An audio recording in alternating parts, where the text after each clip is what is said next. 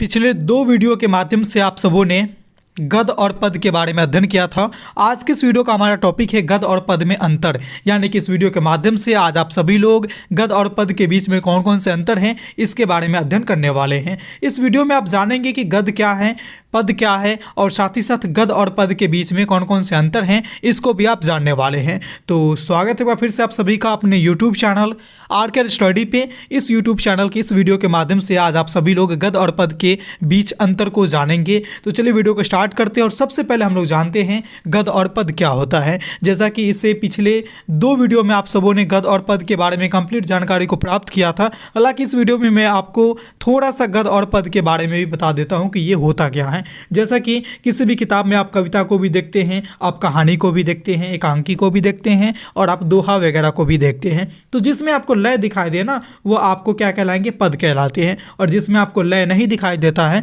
वो आपके गद कहलाते हैं। इसके बारे में और डिटेल से जानना है तो आप पिछले वाले दोनों वीडियो को देख लीजिएगा। हालांकि दोनों वीडियो का जो लिंक है आपको इस वीडियो के एंड स्क्रीन पे मिल जाएंगे, वहां पर आप लोग जा करके क्लिक करके देख सकते हैं। फिलहाल हम लोग चलते हैं आज के इस वीडियो के मेन टॉपिक जो है हमारा गद और पद में अंतर। इस पर हम लोग एक एक पॉइंट को यहाँ पर जानने का प्रयास करते हैं कि गद और पद में कौन कौन से अंतर हो सकते हैं। सबसे पहला जो पॉइंट है आपके लिए जो गद और पद के मध्य अंतर को बताएगा वो कुछ इस तरह से है कि गद की रचना अनुच्छेद यानी पैराग्राफ में होती है, वही अगर पद की रचना की बात कीजिएगा तो ये आपके चरणों अथवा पंक्तियों में दिखाई देगा। पैराग्राफ कहने का मतलब है कि अनेकों वाक्यों को मिलाकर के एक पैराग्राफ बनाया जाता है और पंक्ति का मतलब है कि एक पंक्ति में एक ही वाक्य रहते हैं या फिर एक चरण में एक ही वाक्य रहेंगे। तो आपको इसकी रचना गद में आपको पैराग्राफ मिलेंगे, पद में आपको पंक्ति मिलेंगे। दूसरा जो इसका अंतर है वो ये है कि गद की रचना करने वाले लेखक कहलाते हैं। आप देखिए किसी भी कहानी के जो रचना करते हैं उनको लेखक कहा जाता है, वही पद की रचना करने वाले आपके कवि कहलाते हैं। तो ये इसका दूसरा अंतर है। तीसरा अंतर आपका कुछ इस तरह से है कि गद में लय नहीं होता है। कोई भी कहानी आप पढ़िएगा उसमें आपको लय नहीं मिलेगा, रिदम नहीं मिलेगा। लेकिन आप कविता को पढ़िए, दोहा को पढ़िए कहने का मतलब किसी भी पद को पढ़िएगा तो उसमें आपको लय मिलेंगे। इसलिए कहा जाता है कि गद में लय नहीं होते हैं और पद आपका लयात्मक होता है, यानी कि उसमें लय होते हैं। चौथा जो अंतर है कि गद के वाक्य सरल एवं स्पष्ट होते हैं। गद में जो भी बातें आपको लिखी मिलेगी ना वो आपको एकदम सरल भाषा में लिखी मिलेगी और जो शब्द रहेगा उसी का उसमें अर्थ भी रहेगा, यानी वाक्य को पढ़ने के बाद आप आसानी से उसका अर्थ को समझ सकते हैं। लेकिन पद में ऐसा कुछ नहीं है। पद का जो रचना होती है यानी पदात्मक जो रचना होती है उसका अर्थ विशेष होता है। जैसे आप किसी भी दोहा को देख लीजिएगा, रहीम का दोहा हो, कबीर का दोहा हो, कोई भी दोहा को देख लीजिएगा, वो जो रचना होती है ना उसका एक विशेष ही अर्थ होता है।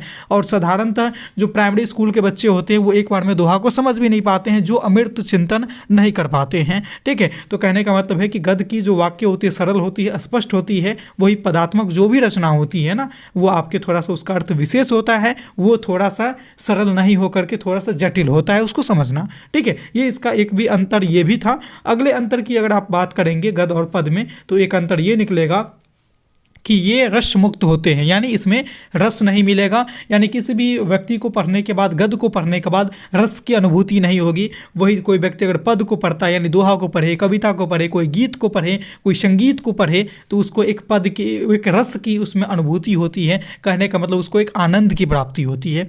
ठीक है, तो ये इसका प्रमुख अंतर है गद और पद का। और नेक्स्ट अंतर की अगर आप बात करेंगे तो विचार को, किसी भी विचार को गद के रूप में व्यक्त करने के लिए आपको ना ज़्यादा शब्दों की आवश्यकता पड़ती है और वही किसी भी विचार को अगर आप पद के रूप में व्यक्त करते हैं तो आपको कम शब्दों की आवश्यकता पड़ती है। यहाँ पर कम के लिए थोड़ा सा ज़्यादा होना चाहिए था, मैंने यहाँ पर मिसटाइप कर दिया है। तो कम होती है वो आपके यहाँ पर पद में होती है और किसी भी विचार को गद के रूप में अगर आप व्यक्त कीजिएगा तो वहाँ पर आपको ज़्यादा शब्द के इस्तेमाल करने पड़ेंगे। जैसे रहीम का दोहा मैंने पिछले वीडियो में बताया था कि रहीमन निज मन की व्यथा मन ही राखो गोई, सुन ठिलई है लोग श बाट न ली है कोई। ये देखिए यहाँ पर दो लाइन है और इसमें बहुत सारी बात छुप गई है। अब इसी बात को, ये आपका पद था और इतनी ही बात को अगर आप गद के रूप में कहना चाहिएगा तो ऐसे आप कहेंगे कि किसी भी व्यक्ति को अपने मन की जो दुख है, तकलीफ है, कष्ट है, पीड़ा है, वो सब किसी को नहीं बताना चाहिए। नहीं तो क्या होता है कि अपने मन में ही रखना चाहिए, नहीं तो लोग सब सुन तो लेंगे, उस पर इठलाएंगे भी, हंसी मजाक उड़ाएंगे, लेकिन वो आपके दर्द को, तकलीफ को, पीड़ा को बांट नहीं सकते हैं। अब आप देखिए एक ही दोहा था जो आपके दो लाइन में वहाँ पर लिखे हुए मिले, जो आपके पद के रूप में लिखे हुए थे, उसी अर्थ को यदि आप गद्य के रूप में व्यक्त करेंगे तो कितना लंबा हो गया। इसीलिए कहा जाता है कि कोई भी विचार को अगर आप गद्य के रूप में व्यक्त करते हैं तो आपको ज़्यादा शब्दों की आवश्यकता पड़ेगी, और पद के रूप में अगर आप व्यक्त करते हैं तो आपको कम शब्दों की आवश्यकता पड़ती है। ये इसका प्रमुख अंतर भी है।